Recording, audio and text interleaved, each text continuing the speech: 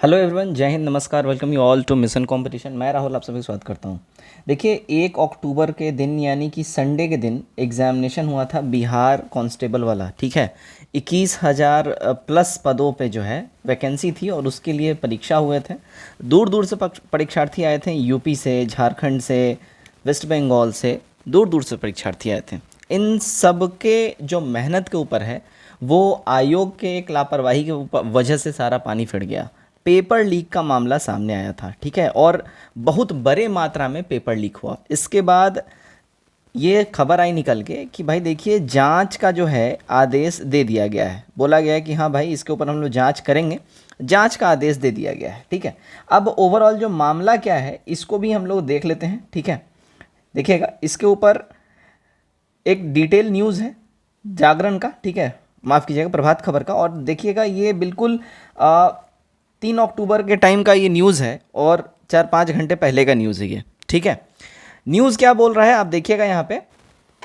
आप यहाँ पे देखिए, एक डिटेल न्यूज़ है और अभी ऑफिशियल नोटिस आया है। ऑफिशियल नोटिस में क्या कहा गया है ये भी मैं आपको दिखाऊंगा, बस 2 मिनट का आप लोग सब्र कर लीजिए। ठीक है, देखिए ऑफिशियल नोटिस आपको क्या बोल रहा है। देखिएगा, यहाँ पे बोला जा रहा है बिहार सिपाही बहाली परीक्षा का प्रश्न पत्र लीक हुआ था। ठीक है, और एक चौंकाने वाला खुलासा के बाद अब तेज हो गई है जांच। ठीक है, बिहार पुलिस बहाली में परीक्षा का प्रश्न पत्र जो लीक हुआ था उसको लेकर काफ़ी ज़्यादा ही हो हल्ला हो रहा था और उसी के क्रम में जाँच वाँच सब चल रहा था। ठीक है, यहाँ पे डिटेल न्यूज़ दिया है, 2 मिनट का समय लेके मैं इसको सब कुछ आपको समझाता हूँ। तो बिहार पुलिस बहाली में 1 अक्टूबर को एग्जामिनेशन हुआ था और उसके बाद पेपर लीक हो गया था।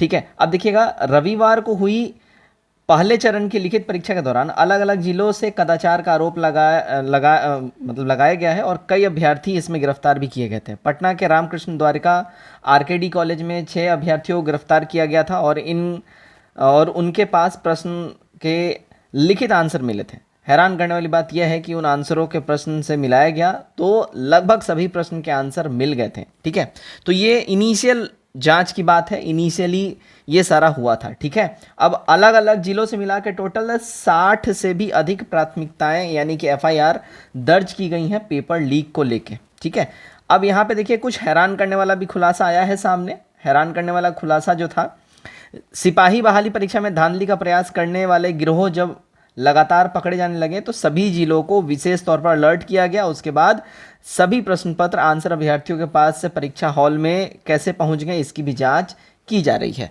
अच्छा, ये सारा ओवरऑल आपने बात समझ लिया। अब ऑफिशियल नोटिस आया है, आयोग ने ऑफिशियल नोटिस जारी कर दिया और जी हाँ, एग्जाम कैंसिल हो गया है। ये बहुत बड़ा गुड न्यूज़ है। एग्ज़ाम कैंसिल हो गया है, तो आप लोग जो ये परेशान थे तो एग्ज़ाम कैंसिल हो गया, लेकिन उन सारे बच्चों के लिए मैं काफ़ी चिंतित हूँ जो दूर दराज से आए थे। चलिए, ऑफिशियल न्यूज़, ऑफिशियल नोटिस भी आप लोग देख ही लीजिए।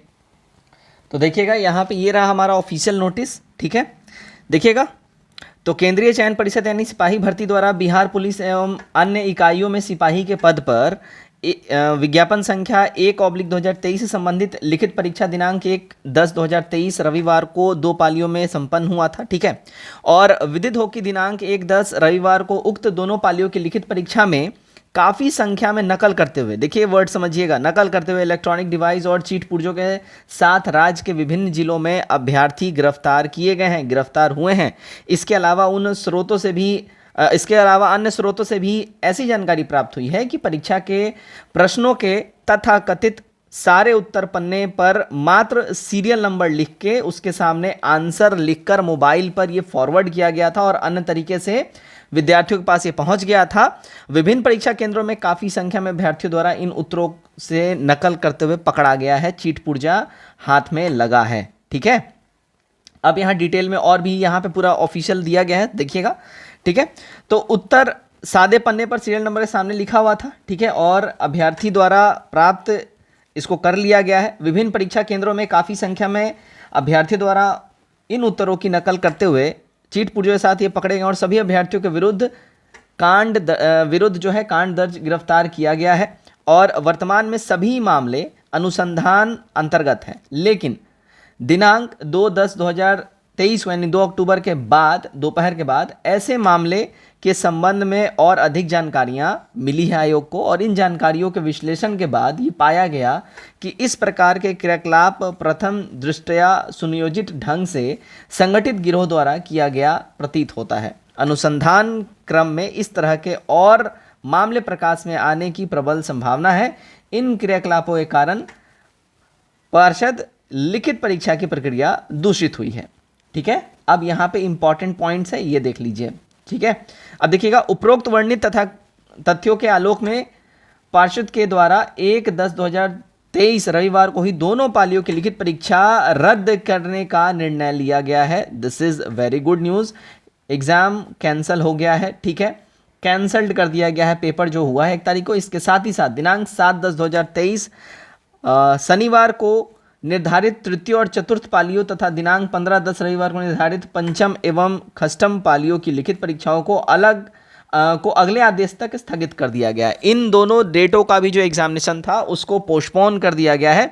सभी पालियों में प्रथम से षष्ठम तक की लिखित परीक्षाओं की नई तिथि एवं समय के साथ अलग सूचना पार्षद के वेबसाइट पर दी जाएगी। अब जो है देखिएगा, दोबारा से री एग्जामिनेशन का डेट आपको दिया जाएगा। सारे के सारे डेट्स कैंसिल कर दिए गए हैं। फर्स्ट और सेकंड शिफ्ट जो हुआ है 1 तारीख को, वो भी कैंसिल कर दिया गया है।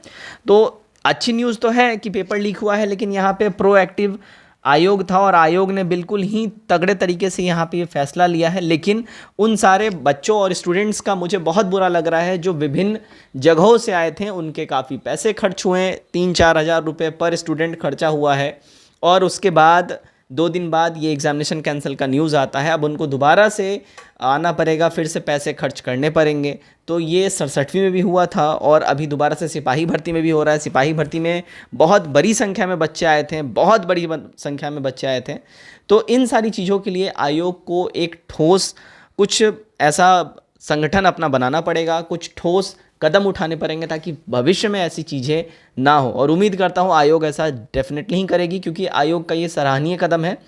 2 दिन के अंदर में इन्होंने ये बिल्कुल प्रोएक्टिव फैसला लिया है। This is commendable. और इस फैसले से आप लोग कितने खुश हैं कमेंट करके जरूर बताइए। वीडियो चले वीडियो को शेयर जरूर करिएगा।